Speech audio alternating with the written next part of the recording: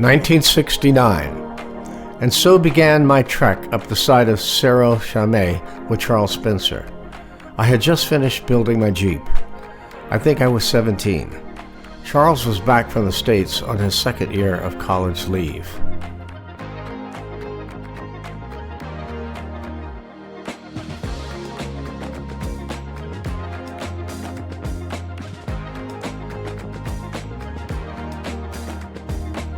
There were no roads or trails that we knew of to get to the mountain, so we took my Jeep and parked it in the brush on the side of the river that flowed into the ocean at the surf beach the Zonian kids had named Malibu.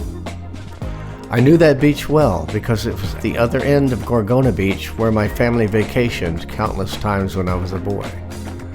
I had studied those mountains 1,000 times, wishing I could stand on them in the wind, with one hand waving free.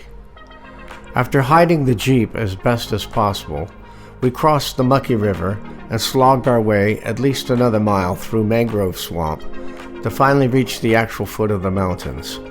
By the time we reached the first summit, it was getting dark, and we were looking for a place to camp.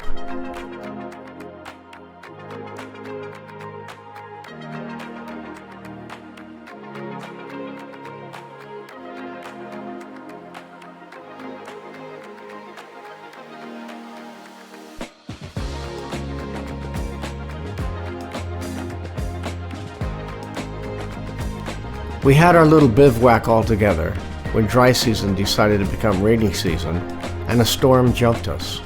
Scrambling to escape lightning, we grabbed our gear and found separate niches behind boulders further down the side of the mountain. It was a very scary, stony sleep, to say the least.